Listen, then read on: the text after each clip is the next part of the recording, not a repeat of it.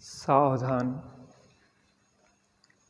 ऋमो अर्हन्ताणम् ऋमो सिद्धाणम् ऋमो आयरियाणम् ऋमो अज्झायाणम् ऋमो लोये सवसाहुणम्। मंगलम भगवान वीरो मंगलम गौतमोगणी मंगलम कुंद कुंदाद्यो जैन धर्मोस्तु मंगलम। सर्वमंगल मांगल्यम सर्वकल्याणकारकम प्रधानं सर्वधर्माणां जैनं जयतु शासनं जैनं जयतु शासनं। नमः समय साराय सानुभूत्या चकासते चित् स्वभावाय भावाय सर्वभावांतरच्छिदे।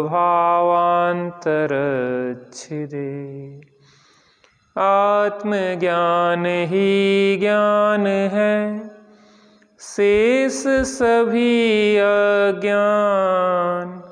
आत्म शांति का मूल है वीतराग विज्ञान वीतराग विज्ञान।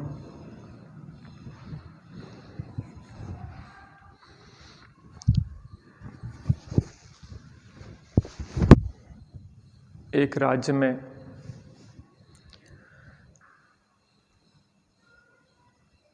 एक निमित्त ज्ञानी ने एक घोषणा की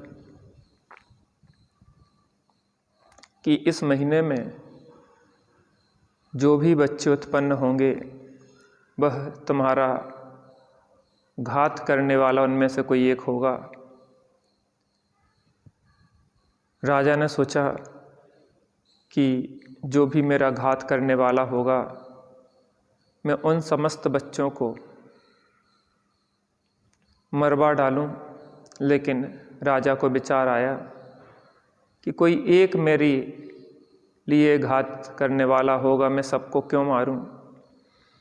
तो उसने उस माह में जितने भी बच्चे जन्म लिए उन सबको एक काराह गृह में, एक काल कोठरी में, एक अंधेरी कोठरी में वहाँ पे रख दिया। वहीं पे उनका पालन पोषण हुआ, वहीं पे वो बड़े हुए। जंजीर और बेड़ियों से जकड़े हुए अंधेरे कमरे में रहते रहते वह बड़े हुए।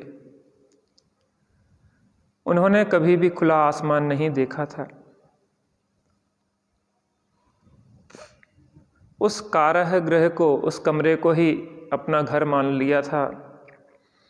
जंजीर और बेड़ियों को ही आभूषण मान लिया था और वहीं पे उन जंजीर बेड़ियों को वह स्वच्छ साफ करते रहते थे। काराह गृह में रह के ही प्रसन्नता का अनुभव करते थे। उन्हें पता ही नहीं था कि इसके बाहर भी एक बहुत सुंदर संसार में है, जहाँ सूर्य का प्रकाश है, सुंदर सुंदर फूल खिलते हैं, चिड़ियाँ चहचहाती हैं, जहाँ नदियाँ और सरोवर हैं, जहाँ सुंदर फल फूल लगते हैं। लेकिन जो व्यक्ति जहाँ पे रहता है उस व्यक्ति को वहाँ पे ही रहने में रस आने लग जाता है और जीवन उसने वहीं पे व्यतीत किया था, इसलिए वह वहीं पे रम रहा था। वो बच्चे जितने थे रम रहे थे। अचानक एक बार वहाँ पे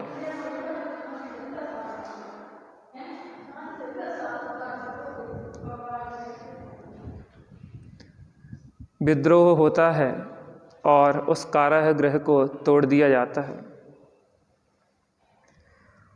उसमें जितने भी बच्चे बंद थे वह बाहर निकल जाते हैं।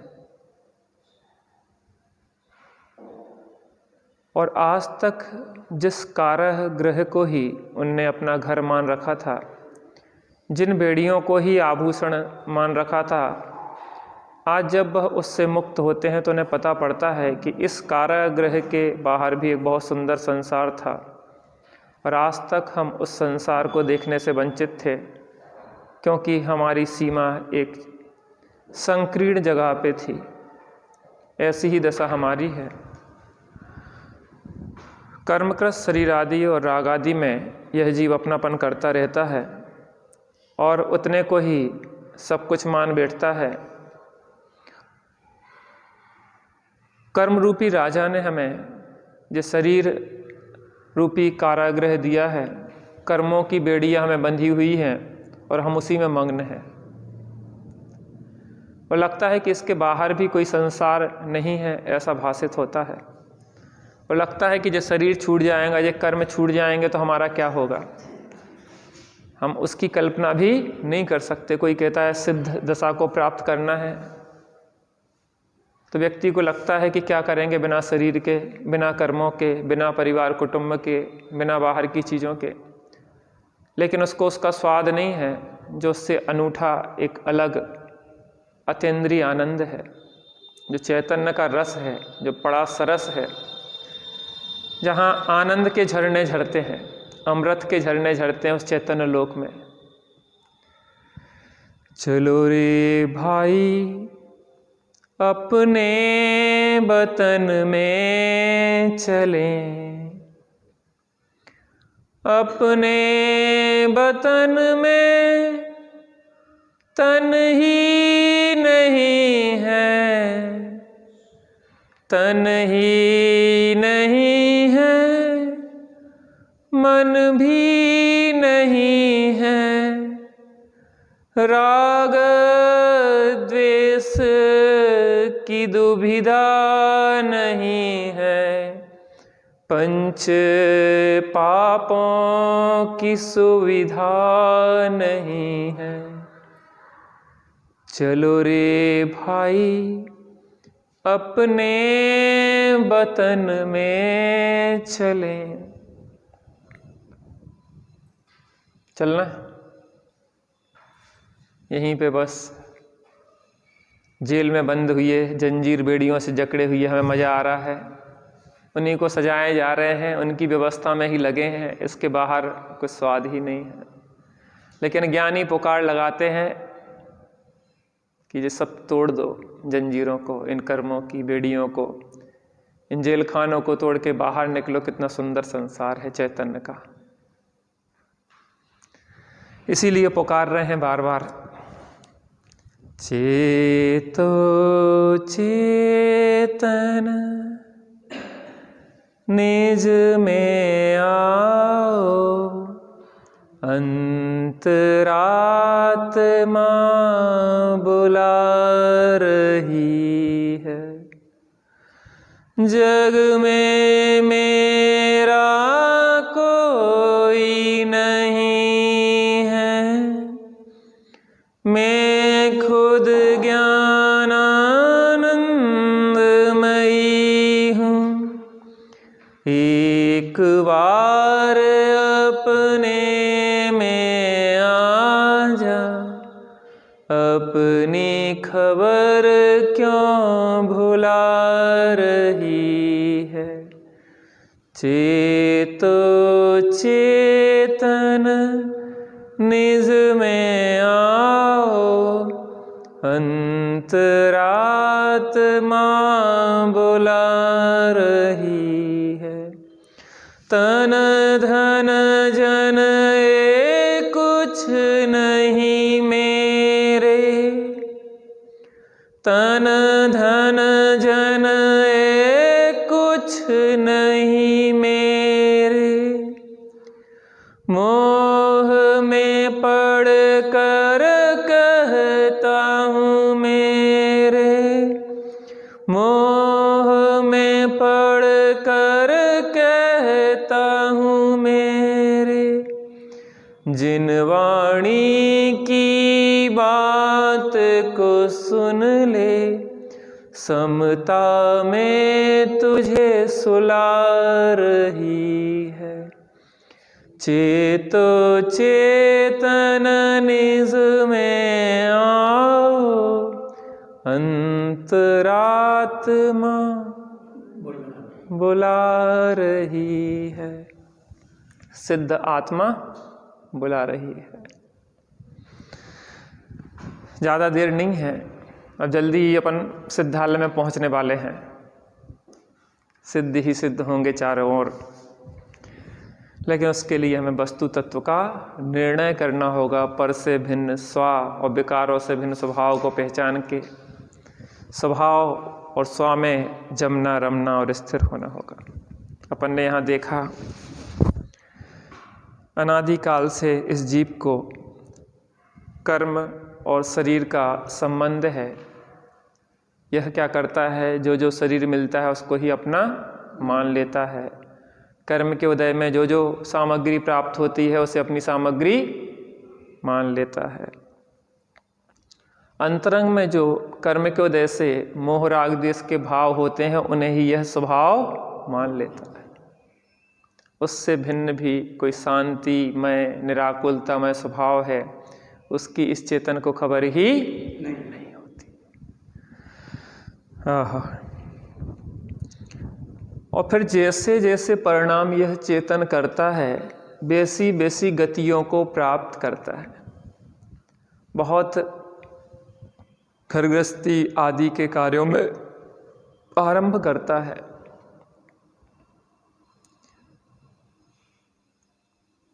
बहुत जीवों का घात करता है, आरंभ बहुत परिग्रह संचय करता है, बहुत सारी सामग्री को इकट्ठे करने का भाव करता है। उस बहुत आरंभ और परिग्रह के भाव से यह नरक की वेदना को सहन करता है। अल्प आरंभ और अल्प परिग्रहधारी संतोषी वृत्ति वाले जीव मनुष्य होते हैं। मायाचारी करने वाले त्रियंच होते हैं और कुतप आदि तपें मंद कसाई हों और संयम आदि अज्ञानता पूर्वक संयम आदि को धारण करें, अच्छे भाव करें, वह देव होते हैं। और सम्यक दृष्टि तो देवगति को ही प्राप्त होता है। तो जिस प्रकार के जीव भाव करते हैं उस प्रकार की गतियों को यह जीव प्राप्त करता है। लेकिन उन गतियों के बीच में भी नाना प्रकार के भावों को करता हुआ भी, नाना गतियों में जाता हुआ भी, इस जीव का जो मूल स्वभाव है वह कभी परिवर्तित नहीं होता। ये खुशी की बात है। नरक में जाके नारकी हो जाए, देव में जाके देव हो जाए, त्रियंश में जाके त्रियंश हो जाए, मनुष्य में जाके मनुष्य हो जाए, तो फिर इसको बदलना मुश्किल था। लेकिन इन सब में जाते हुए भी इसका जो स्वभाव है वह परिवर्तित नहीं होता। शक्कर है, शक्कर को पानी में उबाल लो, नमक के साथ मिला दो, नींबू के साथ मिला दो, मिट्टी में उसको मिला दो, उसके बाद भी वो शक्कर अपने मीठे स्वभाव को छोड़ती नहीं। ऐसे ही नाना गतियों में गए, सर्व गतियों में रह गति से न्यारे, पर्याय भेदों में रहे उससे न्यारे, नित्य अंतः अचल शुद्ध ज्ञायक अमल ब्रह्म प्यारे, तेरी भक्ति में क्षण जाएं सारे। किसकी भक्ति? उस परमात्मा देव की भक्ति। गतियों में रह गति से न्यारे, पर्याय भेदों से भी पारे, शुद्ध अंचह अंतः अचल, शुद्ध ज्ञायक अमल ब्रह्म प्यारे, तेरी भक्ति में क्षण जाएं। सिद्धि अब तक है जिनने भी पाई, तेरा आश्रय ही उसमें सहाई। सिद्धि अब तक है जिनने भी पाई, तेरा आश्रय ही उसमें सहाई। किसका आश्रय? उस एक रूप त्रिकालिक ध्रुव कारण परमात्मा का आश्रय ही इस जीव के लिए सहाय है। इन सब परिवर्तनों के बीच में भी कुछ अपरिवर्तनीय है। पानी खोलते हुए भी उसके बीच में भी शीतल स्वभाव को नहीं छोड़ता। हम नाना प्रकार के राग द्वेष करते हुए भी निराकुल स्वभाव को नहीं छोड़ते। ये खुशी की बात है, कोई जीव नहीं छोड़ता।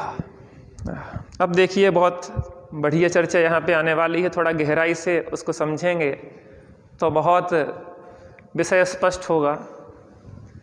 शांति से, एकाग्रता से विषय को समझने का प्रयास करें, और जो विषय चल रहा है टाइम से आके उसको क्रमशः समझना पड़ेगा, क्योंकि लंबा विषय है और आप अगर कुछ भी मिसिंग करेंगे तो ये विषय समझ में नहीं आएगा। इसलिए आपको समझने के लिए बिल्कुल टाइम से, लगभग अपन 2:45 पे शुरू हो पाता है, तो 2:45 माने 2:45 से ही आप बिल्कुल सही समय पे बैठें, एक साथ आएँ। माने कि आगे पीछे आओगे तो विषय आपका चूक सकता है। इसलिए थोड़ा विषय को समझने के लिए एकाग्रता भी चाहिए और समय से बंधी हुई चाहिए। देखो, जीवन तो निकल ही रहा, 4 गति 84 लाख योनियों के चक्कर काट ही रहे। अब यह है कि चक्कर के अभाव के लिए अपन को यह समझना जरूरी है, नहीं तो वैसे ही भटकते रहेंगे। एक अंधा व्यक्ति और जिसके सिर में खाज थी, एक 84 दरवाजों वाले महल में फंस गया, जिसमें एक दरवाजा खुला था और बाकी सब बंद थे।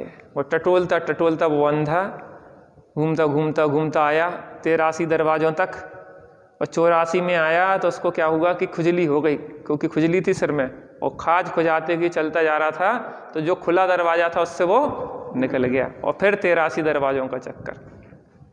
84 लाख योनियाँ हैं, इसमें से बाकी योनियों में तो मोक्ष जाने की व्यवस्था नहीं है, उत्कृष्ट साधना की व्यवस्था नहीं है, एकमात्र मनुष्य गति है। देखो, मनुष्य गति ना पाप का फल भोगने के लिए है, ना पुण्य का फल भोगने के लिए। पाप का फल भोगना है तो नरक में जाओ, खूब पाप का फल भोगो, लड़ो झगड़ो मरो काटो। और पुण्य का फल भोगना है तो देवगति में जाओ, वहाँ पे सब प्रकार के ऐसो आराम है। यहाँ तो मिक्स व्यवस्था है, पाप और पुण्य दोनों का मिक्सचर है। ये मनुष्य भाव मिला है साधना के लिए, क्योंकि कर्म भूमि से मोक्ष होता है और हम कर्म भूमि में हैं, इसलिए मोक्ष के लिए यहाँ पे बहुत अनुकूलताएं हैं। इसलिए ये साधना के लिए, संयम के लिए, आराधना के लिए मनुष्य पर्याय है। इसको व्यर्थ खोना क्या है? जैसे कोई हीरे को व्यर्थ में कौवे भगाने में खो दे, ऐसा ही मनुष्य पर्याय को खोना है। चलिए विषय देखते हैं 16 नंबर पेज पे सबसे नीचे। ध्यान से सुनेंगे, कोई चीज समझ में नहीं आए तो पूछ सकते हैं। वस्तु सामान्य विशेषात्मक, वस्तु जो भी होती है इस विश्व में 6 वस्तुएं हैं। कौन कौन सी? जीव, पुद्गल, धर्म, अधर्म, आकाश और काल। तो ये 6 वस्तुएं जो हैं वह सामान्य और विशेषात्मक है, द्रव्य पर्यायात्मक है। तो उस सामान्य विशेषात्मक वस्तु को पहले अपन समझ लेते हैं। एक परिवर्तनशील है अंश और एक अपरिवर्तनीय है। बदलते हुए भी ना बदलना और ना बदलते हुए भी बदलना, ये वस्तु का सौंदर्य है। क्या कहा? बदलते हुए भी ना बदलना और ना बदलते हुए भी बदलना। हम लगभग 8 साल पहले आए थे यहाँ पे, तो 8 साल पहले आप मिली थी हमें, तनुज मिला था, लेकिन पहले में और अब में बहुत अंतर आ गया। सामने बैठा था तो हम पहचान ही नहीं पाए। क्यों? क्योंकि बदला, बहुत कुछ बदला। लेकिन बदलते हुए भी नहीं बदला, क्योंकि बदलते हुए भी ऐसा नहीं बदल जाता कि मूल अपनी बात वस्तु अपने स्वभाव को छोड़ दे। वस्तु अपने स्वभाव को नहीं छोड़ती है। चलिए देखते हैं। प्रत्येक वस्तु चाहे वह चेतन हो या अचेतन सामान्य विशेषात्मक है। अम्मा जी दिखाई नहीं दे बिना चश्मा के? अच्छा, हैं? चश्मा नहीं लगाते? अच्छा, कोई बात नहीं, सुन लो ध्यान से। प्रत्येक वस्तु चाहे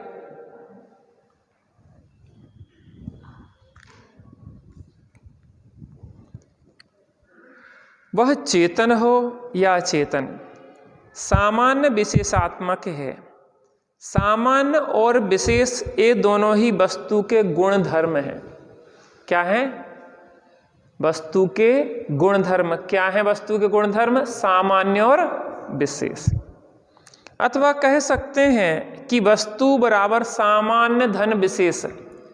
सामान्य और विशेष का जो जोड़ है वह क्या है? वस्तु है। सामान्य वस्तु की वह मौलिकता है जो कभी नहीं बदलती। क्या कहा? सामान्य वस्तु का वो मूल स्वभाव है जो कभी बदलता नहीं है, जबकि वस्तु की जिस समय जो अवस्था है वही उसका विशेष है। सामान्य अपरिवर्तनीय होता है और विशेष परिवर्तनीय होता है। तो क्या है? जो कभी नहीं बदलती सामान्य वस्तु की वह मौलिकता है, अर्थात मूल स्वभाव है जो कभी नहीं बदलती, जबकि वस्तु की जिस समय जो अवस्था है वही उसका विशेष है। अवस्था क्या है? विशेष। और सामान्य क्या है? वस्तु का मूल स्वभाव। क्लियर? अभी बहुत क्लियर होगा, पूरा समझाएंगे इसको डिटेल में। अपन सुनते जाओ, आगे उसी को क्लियर करेंगे। हाँ हाँ, दोनों उसके स्वभाव है। आगे इसको स्पष्ट करेंगे। देखो अब दृष्टांत से समझ में आ जाएगा। वस्तु की अवस्थाएं बदलती रहती हैं। मान लीजिए सोने का एक मुकुट था, फिर उसको तुड़वाकर हार बना लिया गया। कालांतर में हार को तुड़वाकर कंगन बनवा दिया गया। अवस्थाएं तो बदली, परंतु सोना सोने रूप से कायम रहा। अब तो समझ में आ गया होगा। आपकी सास ने आपको जेवर दिए, गहने चढ़ाए जाते ना शादी में, चढ़ाए थे कि नहीं चढ़ाए थे आप लोगों को? चढ़ाए थे। अब वो सोना 500 साल पुराना था, सामान्य रूप से कहें। वैसे तो सोना तो बहुत लंबे समय का है, लेकिन पांच पुश्तें 6 पुश्तों से चला आ रहा था वो। उनकी सास ने उनको दिया था, उनकी सास ने उनको दिया था, उनकी सास ने उनको दिया था, उनकी सास ने उनको दिया था। इतने सारे समय से चला आ रहा था वो सोना। अब लेकिन सोना तो चला आ रहा था, लेकिन उसकी अवस्थाएं बदल रही थी। पहले वे सोना में पुराने डिजाइन के चलते थे ना जेवर, तो वो ऐसे मोटे मोटे कड़ा पहन लेते, ऐसे भारी भारी, और पाँव में भी मोटे मोटे पहन लेते वे, और मोटी सी वह करधोनी पहन लेते। पुराने ज़माने में ऐसे ही होता ना। अब तो वजन ही ना उठा पे उतना, पहले के लोगन में तो ताकत होती। सुबह तो वजनदार 250-250 ग्राम के रखेंगे पाँव में पहन के, कितने के रखेंगे? हाँ, का के लाते वे? चूरा तो वे बहुत भारी होते, ऐसे मोटे मोटे कड़ा जैसे पैर में ऐसे फंसा लेते उसको। पहले पुराने जमाने की महिलाएं पहनती थी, तो वे पहले हते। सो अब आपको चढ़ाए गए तो वे चूड़ा आपने कहे हम नहीं पहनेंगे चूड़ा, सुनने की तुम्हारा ने हम पायले बनवाए दे रहे। तो वही सोने को का बन गो, पायले बन गई, वही को हार बन गो, वही को और सामान बन गो। फिर आपकी बहू और मॉडर्न आई, सोने की हम जे पुराने डिजाइन की नहीं पहनेंगे, फिर उन्हें कि हम दूसरों बनवा दे रहे, तुम्हें जैसे बनवाने हुए, हाथ फूल बनवा दे रहे, बेंदी बनवा रहे, जो बनवा दे रहे। अब इतने सारे परिवर्तन होते जा रहे हैं, उसमें नए नए प्रकार की डिजाइन है, बदलाव होता जा रहा है, लेकिन सोना बदला कि नहीं बदला? जो 500 साल पहले आपके परिवार में, खानदान में सोना था, सोना वो ही है कि दूसरा है? और डिजाइन कितने बार बदल गई? 50 बार। चीजें कितनी बार बदल गई? 50 बार। तो बदल रही हैं लेकिन नहीं बदल रही हैं। अब देखो, एक घर में 2 बहुएं हैं और सास है, तो एक बहू को हार पसंद है, एक को करदोनी पसंद है, और दोनों लड़ रही हैं कि हमें इसको करदोनी को तोड़वा के हार बनवाना है, वो कह रहे हमें नहीं, हमें तो करदोनी पहनने हैं। अब दोनों लड़ रही हैं और सास कह रही है कि तुम कछु बनवाओ, सोनो तो हमारे घर में ही रहने, हमारे सोने को कछु नहीं बिगड़ने, चाहे करदोनी बन जाए चाहे हार बन जाए। अवस्थाएं बदल रही हैं लेकिन मूल वस्तु का कभी अभाव होता क्या? यही तो शांति का मंत्र है। हाँ, कालांतर में हार को तुड़वाकर कंगन बनवा लिया गया। अवस्थाएं तो बदली परंतु सोना सोने रूप में कायम रहा। इस उदाहरण में मुकुट, हार, कंगन आदि तो विशेष हैं जबकि स्वर्णत्व सामान्य है। क्या? कंगन, हार, मुकुट विशेष अवस्थाएं हैं। भैया आप इधर आ जाओ, इधर आ जाओ, इधर बहनों के उसमें नहीं बैठो। हाँ, बहुत बढ़िया। क्या? तो फिर इतने सामने आओ, इतने हमारे पास, इतने आ जाओ, अच्छे से पढ़ो ना, फिर पढ़ रहे तो आप ज्यादा दो ना, चौकी जा, चौकी दे दो और अच्छे से पढ़ दो। हाँ, जब बैठे ही रहे तो अच्छे से समझ लो, कोनो चीज निकाल के दे दो ना। लो पकड़ो, 17 नंबर पेज पे पढ़ रहे थे ना, ये बार फिर से पढ़ दे रहने के लिए। सबसे ऊपर से, सामान्य वस्तु की वह मौलिकता है जो कभी बदलती नहीं है, जबकि वस्तु की जिस समय जो अवस्था है वही उसका विशेष है। वस्तु की अवस्थाएं बदलती रहती हैं। मान लीजिए सोने का एक मुकुट था, मिल गया, फिर उसको तुड़वाकर हार बनवा लिया गया। कालांतर में हार को तुड़वाकर कंगन बना लिया गया। कालांतर में हार को तुड़वाकर कंगन बनवा लिया गया। अवस्थाएं तो बदली परंतु सोना सोने रूप से कायम रहा। अवस्थाएं बदलती रही लेकिन सोने का कुछ बिगड़ा क्या? वो सोने रूप से कायम रहा। इस उदाहरण में मुकुट, हार, कंगन आदि तो विशेष हैं जबकि स्वर्णत्व सामान्य है। सोनापना, मुकुट में भी सोनापना था, हार में भी सोनापना है और कंगन में भी सोनापना कायम है, एक रूप।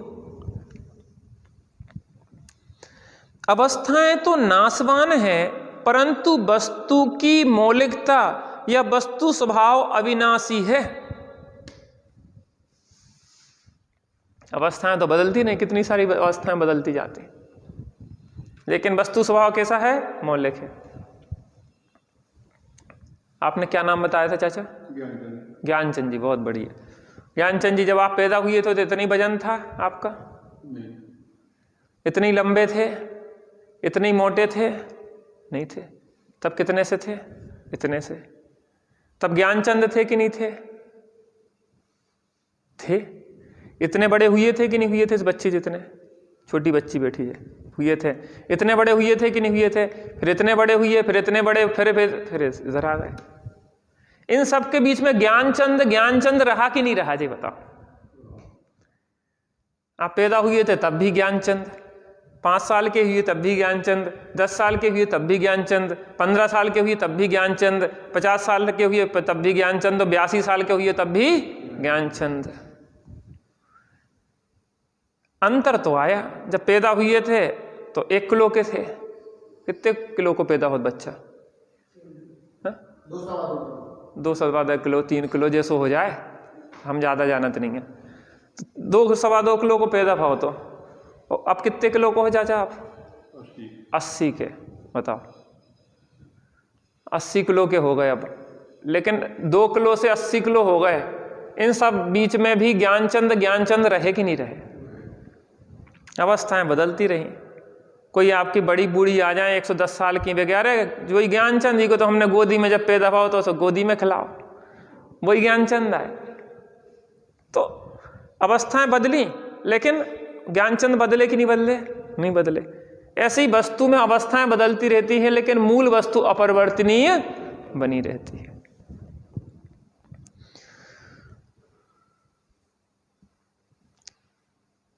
परंतु वस्तु की मौलिकता या वस्तु स्वभाव अविनाशी है, शाश्वत है, ध्रुव है। इसी प्रकार बालक किशोर अवस्था को प्राप्त होता है, फिर कालक्रम अनुसार किशोर से युवा, युवा से प्रौढ़, प्रौढ़ से वृद्ध हो जाता है। वही दृष्टांत आ गया। बालक किशोर आदि अवस्थाएं तो बदलती रही, परंतु मनुष्य रूप से कायम रहा। समझ में आ रहा कि नहीं आ रहा? चाचा बहुत सरलता से बताई गई, इतनी छोटी पुस्तक है, लेकिन ये समझ लो कि मोक्ष जाने के लिए पर्याप्त व्यवस्था है इसमें। पूरा जनागम का सार, द्वादशांग का सार इसमें है। बहुत ध्यान से सुने समझे अपन सब और प्रयोग करें, जीवन बदल जाएगा। परंतु मनुष्य रूप से कायम है। अवस्थाओं या विशेषों के परिवर्तन होते हुए भी उन सब विशेषों से मनुष्यत्व सामान्य ज्यों का त्यों है। मनुष्यपना ज्यों का त्यों एक रूप बना है। अवस्थाएं तो बहुत बदली, हर क्षण बदल रही, हर समय बड़े परिवर्तन हो रहा है। एक भी समय ऐसा नहीं है जिसमें परिवर्तन ना हो रहा हो। लेकिन बदलते हुए भी ना बदलना और ना बदलते हुए बदलना, यह वस्तु का सौंदर्य है।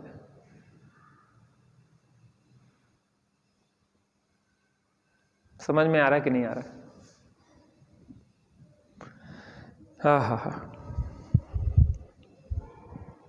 यही बात पौद्गलिक पदार्थों के संबंध में है। जैसे जीभ पे घटित किया, वैसे ही पुद्गल पे करते हैं। जैसे दूध को जमाकर दही बनाया गया। क्या बनाया गया? दूध को जमाकर दही बनाया गया। दही को बिलोकर मक्खन और मक्खन से घी बनाया गया। अच्छा, क्या हुआ? दूध आया, दूध को जमाया, दही बना, दही को बिलोया, मक्खन बना, मक्खन से घी बना। यहां दूध, दही आदि सब अवस्थाओं में गोरसपना एक रूप से विद्यमान है। गोरस माने गाय का रस या भैंस का रस। भैंस को दूध हो तो भैंस को, और गाय को हो तो गाय को। माने जो दूध होता है ना, वो उस गाय का रस कहलाता है, गोरस। अब मुझे ये बताओ, दूध में तो गोरस है ही, दही में गोरस है कि नहीं है? है। मक्खन में गोरस है कि नहीं है? है। और घी में गोरस है कि नहीं है? है। तो सब अवस्थाएं तो बदली, लेकिन गोरस सब में रहा कि नहीं रहा? अगर गोरस हट जाए तो फिर दही किसका, मक्खन किसका और घी किसका? भैया की को घी आए, कहने लगे गाय को घी आए। तो फिर अगर गाय को गोरस ना हो में, तो गाय को घी कैसे कहेंगे? अथवा जैसे वृक्ष की, जैसे पुद्गल की वृक्ष स्कंद रूप एक अवस्था थी। एक मोटा वृक्ष था ना, वह काट डाला गया तो लकड़ी रूप अवस्था में परिणमित हो गया। अब वृक्ष को काट दिया था तो वृक्ष कैसा हो गया? लकड़ी रूप परिवर्तित हो गया था। ऐसे डांट दिया ठूठ तो वह लकड़ी हो गई, ठीक है ना। फिर वह लकड़ी जलकर कोयला हो गई। उसको अपन ने क्या किया? उसको जला लिया चूल्हे में, सो क्या बन गई? कोयला बन गई।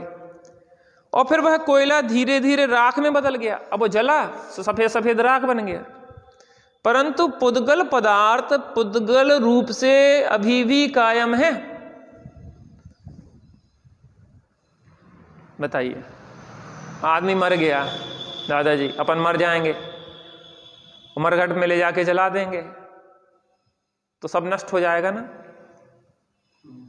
हो जाएगा, आत्मा नष्ट हो जाएगा और पुद्गल नष्ट हो जाएगा।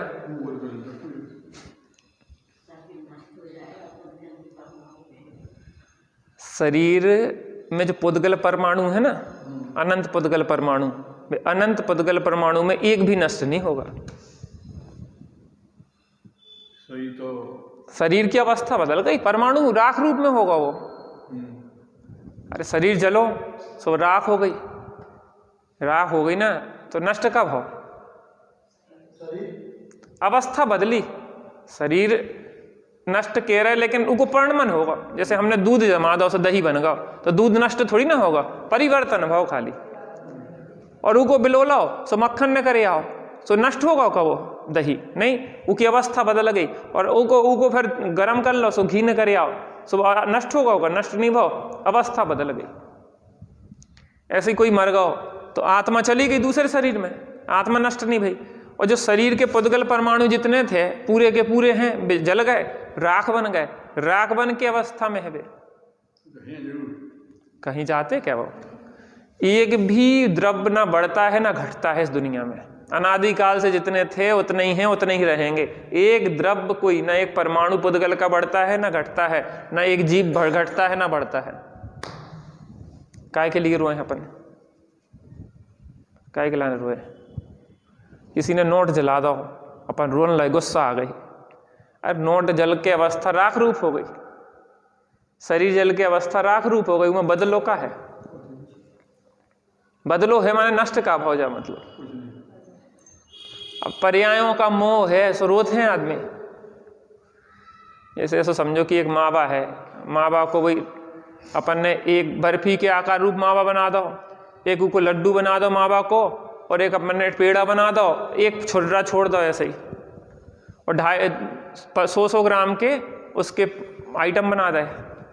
100 ग्राम की एक बर्फी, 100 ग्राम को लड्डू, 100 ग्राम को पेड़ा और 100 ग्राम छर्रा। 4 लोगों को परसो, अब चारों लोग एक दूसरे की शक्ल देख रहे हैं, ये तुम्हें लड्डू में लगाओ, अच्छा तुम्हें पेड़ा में लगाओ, अच्छा तुम्हें तो छर्रा ही में लगाओ। तो वो रो रहा बेचारो, बताओ हमारी बेइज्जती कर दे इनने, तो हमें क्या बताओ इनने कि हमें तोल के ले आए हम 250 100 ग्राम। अब रो काय के ले आ रहे, क्या अवस्थाओं को प्रेम है आदमी इनको, वो आत्मा से थोड़ी ना, आत्मा को का नाश होना है। पुराने जन्म में नहीं देखत कि भैया हम फला जगह थे, ये हमारी पत्नी थी, ये हमारे बच्चा थे, हमने होते धन गाड़ दो, तो होते जाके खोद के देखो, खोदो उनने सो न कर आओ, तो वो आत्मा तो है कि नहीं है। और पुद्गल हट नष्ट नहीं होता। फिल्म वाले भी जानते, एक गाना सुना होगा, तेरी मिट्टी में मिल जावा, गुल बन के मैं खिल जावा, तेरी नदियों में बह जावा, तेरे खेतों में लहरावा। एक सैनिक कह रहा है, अगर मैं मर गया तो तुम चिंता क्या वो करते? आत्मा तो चली जाएगी, लेकिन मेरा शरीर भी काम आएगा कि नहीं आएगा? शरीर जल गया हो, राख में हो गया उसका, तो क्या होगा? तेरी मिट्टी में मिल जावा। वो राख थी ना जो कमरघट की, वो उड़ी काय में मिल गई? मिट्टी में। गुल बन के मैं खिल जावा, और वही राख गुल बन के खिल गई। गुल माने फूल, और तुम देख के प्रसन्न होना उसको कि हम है ना अभी जिंदा। जिंदा माने हमारा शरीर है ना, जो पुद्गल परमाणु है कि नहीं है। और तेरी नदियों में बह जावा, वही राख कुछ नदी में बह गई, और आगे जाके खेतों में लहला के फसल बन गई। कोई फूल बन गई, कोई फसल बन गई, कोई कुछ बन गई, कोई बन गई। कोई चीज का नाश थोड़ी ना होता, परमानेंसी विदा चेंज है। नित्य रह के भी निरंतर बदलती रहती है, बदलते हुए भी नित्य रहती है, चिंता काय की। देखो सुखी होने के लिए इसी बात को समझना पड़ेगा। आज समझो चाहे कल समझो, चाहे अनंत काल के बाद समझो, इस बात को समझे बिना आज तक कोई सुखी हुआ नहीं था, हुआ नहीं है, और हो सकता नहीं।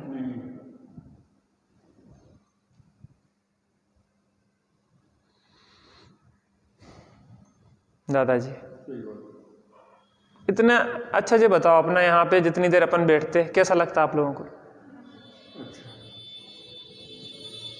ऐसा लगता कि जैसे कोई ना कुंटलों का बोझ उठा के अलग कर दिया हो, वजन हट गया हो। अब काय की चिंता, कौन मरेगा?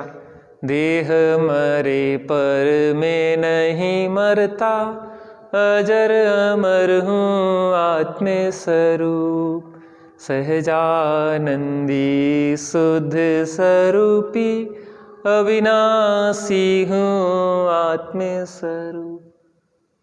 देह मरे पर मैं नहीं मरता, अजर अमर हूँ आत्मस्वरूप, जर अजर, जिसका बुढ़ापा नहीं आता, जरा। बुढ़ापा किसका है? शरीर का, आत्मा का नहीं होता बुढ़ापा। आत्मा बूढ़ा होता क्या? आत्मा पुराना होता क्या? आत्मा मरता क्या? देखो, बहुत गंभीरता से विचार करो। हर क्षण कष्ट क्या है? जो शरीर आदि और राग आदि को अपना मानते, इसी का कष्ट है। हमसे कोई ने कह दिया कि भैया तुम कुछ जाना तो नहीं है पंडित जी, हम दुखी हो गए। काय? हम काय के आधार पर मूल्यांकन कर रहे? ज्ञान वर्ण कर्म का क्षोभसम कम है तो कम ज्ञान है, हम ज्ञान वर्ण कर्म की व्यवस्था को अपनी मान रहे। अरे भाई भैया ये तो ज्ञान वर्ण कर्म का क्षोभसम कभी घटता है कभी बढ़ता है। अपन तो ज्ञान स्वभाव ही है जिसमें ना कुछ घटता है ना बढ़ता, सदा ही है, ना होता है, ना जिसमें कुछ भी होता है। ज्ञान घटता बढ़ता नहीं है, अवस्थाओं में घटता बढ़ता है, लेकिन ज्ञान स्वभाव घटता बढ़ता नहीं। सदा ही है, ना होता है, ना जिसमें कुछ भी होता है। अरे उत्पाद व्यय निरपेक्ष, ध्रुव जीवन हमारा है। अहो चैतन्य आनंद में, सहज जीवन हमारा है। विनाशी बाह जीवन की, आज ममता तजी झूठी। विनाशी बाह जीवन की, आज ममता तजी झूठी।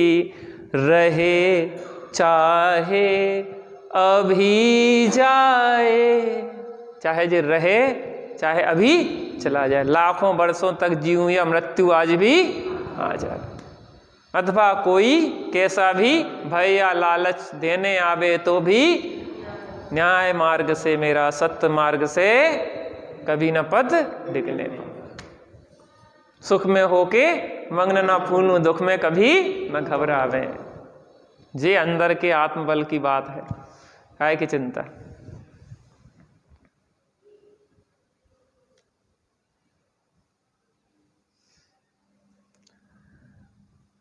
ओहो चैतन्य आनंद में, सहज जीवन हमारा है।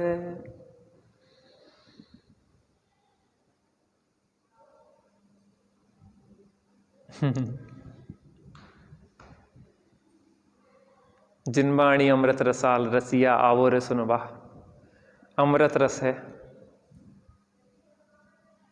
इससे ज्यादा कौन सा अमृत हो सकता है ये बताओ। देवों को अमर कहा जाता है क्योंकि वो अमृत पान करते हैं, लेकिन वो भी अमृत नहीं है, वो पौष्टिक कोई पदार्थ है। जैसे लंबी आयु तो होती है लेकिन अमर नहीं होते। अरे 33 सागर भी रहेंगे लेकिन 33 सागर बाद भी तो मरना होगा उन्हें।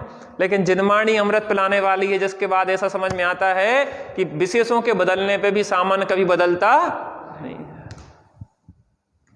क्या नाम भैया आपका? रविंद्र। रवि के जो इंद्र हैं, सूर्य जो है वो सूर्य विमान है। सूर्य जो है वो विमान है, ज्योतिषी देवों का विमान है। उसमें उसका इंद्र जो रहता है वो रविंद्र कहलाता है। ये तो विमान है जो तेजस्वी दिखाई देता है ना, वो विमान है उसका। उसमें जो इंद्र रहता है, अपन कौन है? रविंद्र। रविंद्र ज्योतिर्पुंज, और चेतना की ज्योति।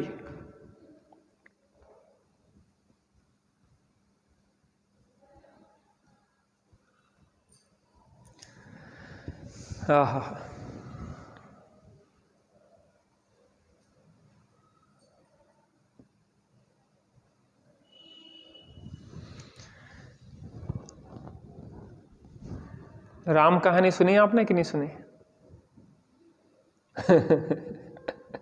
राम की कहानी चल रही है, आत्मा राम की कहानी। एक राम दशरथ का बेटा, एक राम दशरथ का बेटा, एक राम घट घट में बैठा। एक राम दशरथ का बेटा, एक राम घट घट में बैठा। एक राम है जगत पसारा, एक राम सब जग सो न्यारा। क्या? एक राम दशरथ का बेटा, एक राम तो वो थे दशरथ के बेटा। एक राम घट घट में बैठा, एक सब चैतन्य परमात्मा जो है वो सब राम, आत्मा राम है। एक राम घट घट में बैठा, एक इंद्री, दो इंद्री, गधा, सुगर, कुत्ता, इल्ली, सुड़ी, निगोदिया सब में घट घट में बैठा। एक राम है जगत पसारा, जो अपने आत्मा राम को समझ लेता है, उसके ज्ञान में लोकालोक झलकने लग जाता है, केवल ज्ञान प्रकट हो जाता है, वो परमात्मा। और एक राम सब जग सो न्यारा। इन सब परिवर्तनों के बीच में भी जिसका कोई परिवर्तन नहीं होता, वो सामान्य वस्तु जो भगवान, जो दशरथ के बेटे में भी वो एक सामान्य आत्मा राम है, जो घट घट में बैठे आत्मा राम में भी सामान्य राम है, और एक परमात्मा में भी सामान्य राम है। जो निगोद में सो ही मुझ में, सो ही मोक्ष मजार, और अंतर भेद कछु भी नाही, भेद गिने संसार। उस आत्मा राम में कोई भेद नहीं होता, वो एक रूप सब बना रहता है। तो एक राम दशरथ का बेटा, एक राम घट घट में बैठा, एक राम है जगत पसारा, और एक राम सब जग सो न्यारा। उस जग सो न्यारा आत्मा राम को सामान्य कहा जा रहा है, और जो बदलता रहता है उसको क्या कहते हैं? विशेष कहा जा रहा है। सरल है कठिन? इस समय सरल है, इस समय सरल है, हर समय सरल है। वो सरल है, सहज है, सुलभ है। कहीं लेने जाना नहीं, कहीं देने जाना नहीं, किसी से कोई विनती नहीं करना, कोई पैसा नहीं चाहिए है, कोई बड़े कार्यक्रम आयोजन नहीं करना है कि भैया बहुत पैसा खर्च होगा, बड़ा आयोजन करो, भीड़ भाड़ जोड़ो। यहीं बैठो और यहीं डूब जाओ।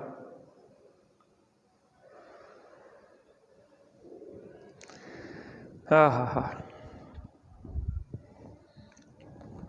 जैसे पुद्गल की वृक्ष स्कंद रूप एक अवस्था थी, वह काट डाला गया तो लकड़ी रूप अवस्था में परिणत हो गया।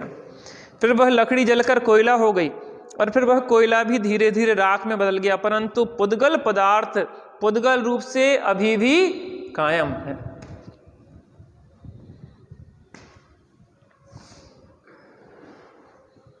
क्या बिगड़ा पुद्गल का?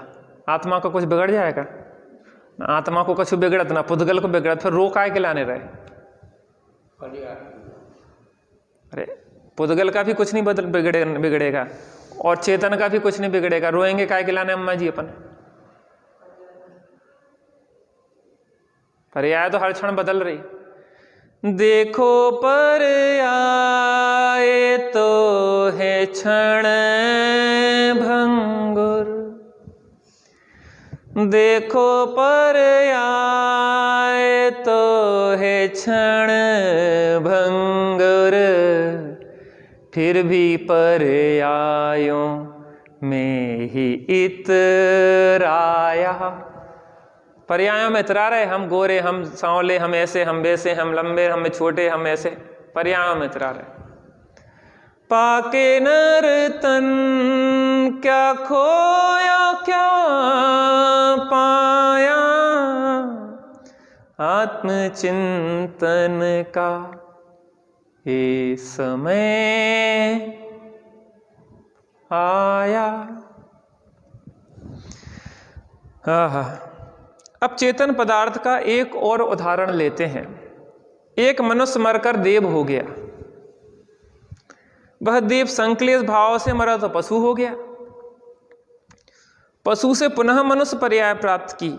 अवस्थाएं तो बदली, परंतु जीवात्मा वही की वही है। क्या हुआ?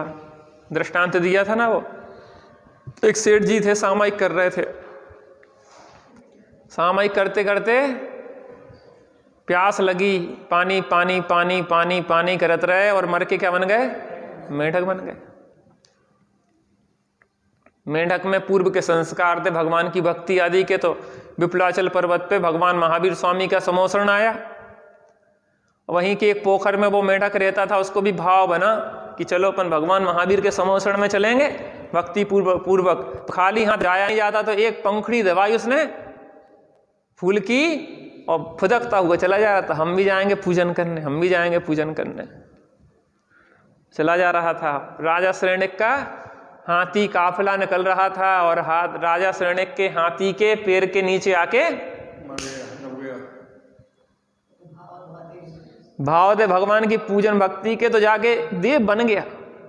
और देव बन के उसने अपने मुकुट में मेंढक का चिन्ह बनवाया, लगा लिया।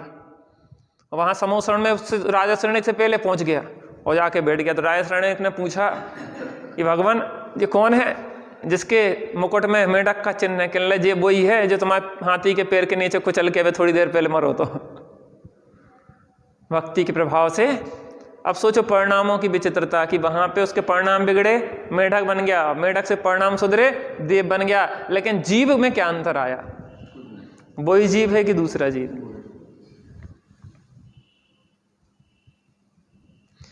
जीवात्मा वही की वही है। इसी प्रकार किसी आत्मा के द्वेष रूप भाव हुए, फिर द्वेष भाव अभाव होकर राग रूप भाव हो गए, फिर राग का भी अभाव होकर वीतराग रूप परिणति हुई। इन सब परिवर्तनों के बावजूद आत्मा अपने आत्म रूप से ही कायम है। राजा श्रेणिक यशोधर मुनिराज के ऊपर बहुत क्रोध आया। क्यों? क्योंकि ये चेलना के गुरु हैं। इस चेलना ने हमारे बौद्ध साधुओं का बहुत अपमान किया था। एक बार बौद्ध साधु आए, राजा श्रेणिक कहने लगे कि जो सर्वज्ञ है, सर्वज्ञ। तो चेलना ने परीक्षा करने के लिए क्या किया कि उनकी जो खड़ाऊ थी चप्पलें, उनको पिसवा के भोजन सामग्री में मिलवा दिया।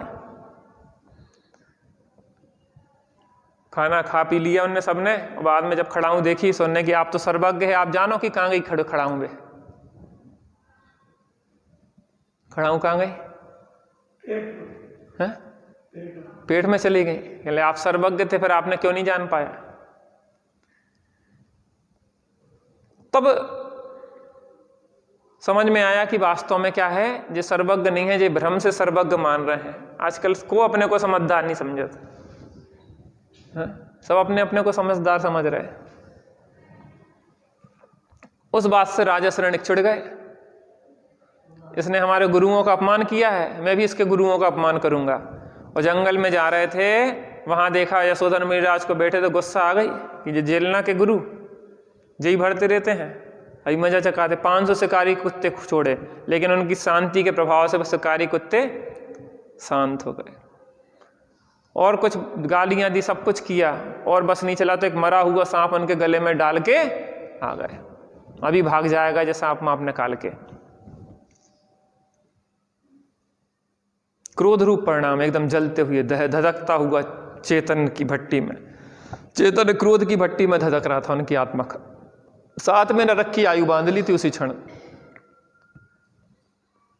घर आए, 2 दिन तो याद नहीं रहा, तीसरे दिन शायद बोले चलना तुम्हारे गुरु मिले थे हमें। कहले अच्छा क्या किया? भक्ति भाव रखे। कहले हमने तो उनके लिए ऐसा ऐसा किया। अरे चलना घबरा गई। अरे कहले वो तो भग गया होगा, अभी तक सब नाटककार हैं। कहले अगर हमारे गुरु हैं तो वो भागते नहीं। तत्काल चेलना राजा श्रेणिक को लेके गई और देखा तो वहां चींटियों ने छलनी कर दिया शरीर।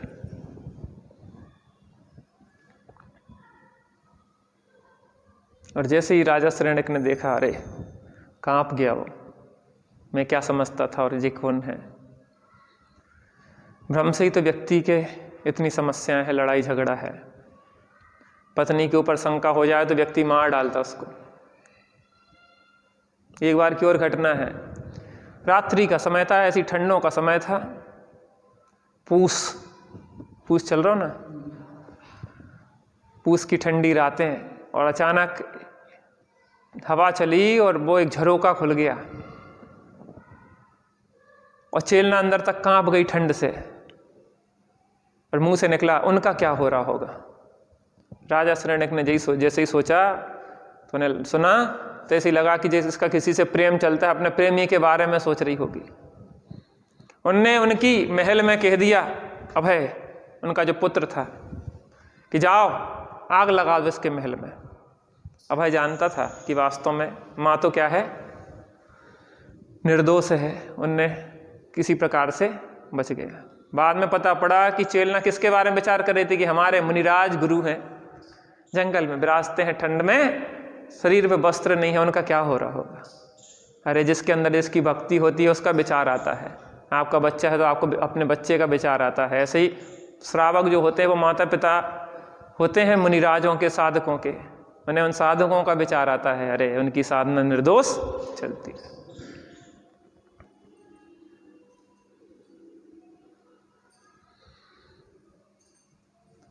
परिणाम बदलते रहते हैं। उन्हीं राजा शरण्यक ने फिर शक्कर आदि डाली, वो जीव उतरे, चींटियां सर्प हटाया, और जैसे ही उपसर्ग हटा, यशोधर मुनिराज ने क्या बोला, युवयो धर्म वृद्धि रस्तु, तुम दोनों को समान रूप से धर्म वृद्धि हो, दोनों कल्याण करो, कल्याणमस्तु, स्वस्ति। और जैसे ही सुना तो आंखों से झरझर आंसू झरने लगे, और अंदर में यह विचार आया कि मैं अपनी गर्दन काट दूं इसी क्षण। यशोधर मुनिराज मनः पर्याय ज्ञानी थे या निमित्त ज्ञानी जो भी था, उनके मनोभाव को पकड़ गया उन्हें कि राजा शरण्यक जी और बड़ा पाप हो जाएगा।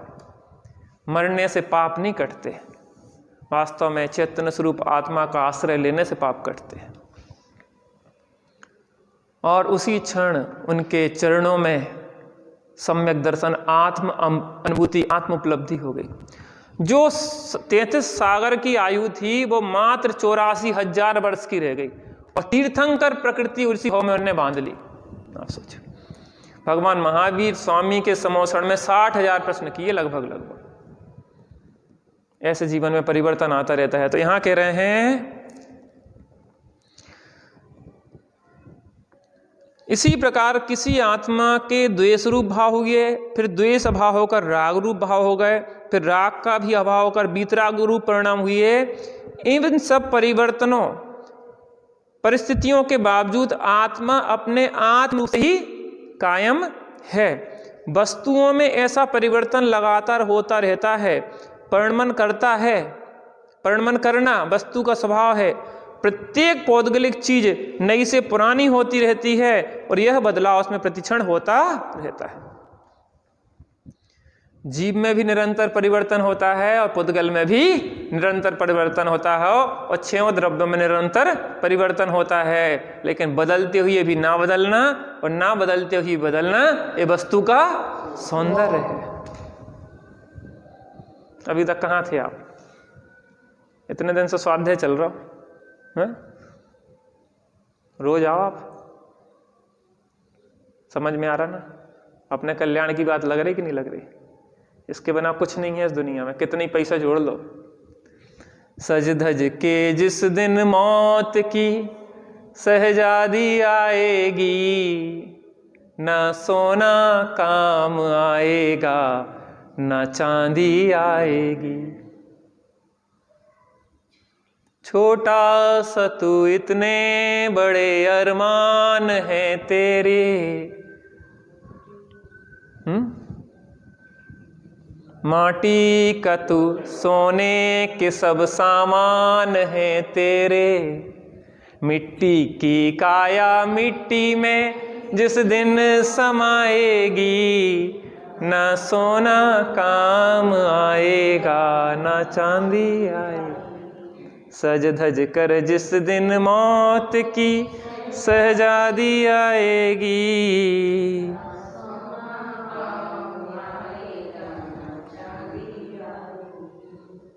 माता आएगी कि नहीं आएगी?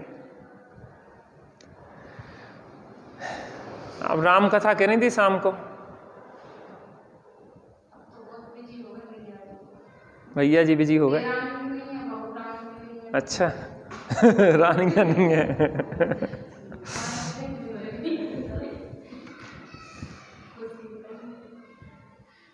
जे आत्मा राम की तो कथा चल रही, राम कहानी। आत्म राम आत्म राम, आत्म राम आत्म राम, ज्ञाता दृष्टा तू ही है ज्ञाता दृष्टा तू ही है सुख निधान आत्म राम आत्म राम आत्म राम आत्म राम जग में साचो शरण धाम आत्म राम आत्म राम निज निधि निज में बताई यह अनंत उपकार है उसके लिए जिन वाणी माँ को वंदना सतबार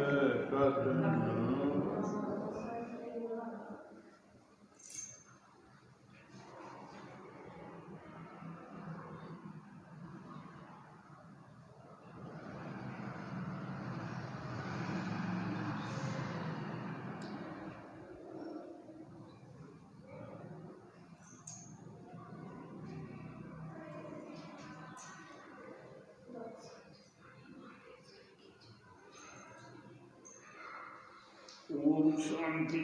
हे पंचपरेश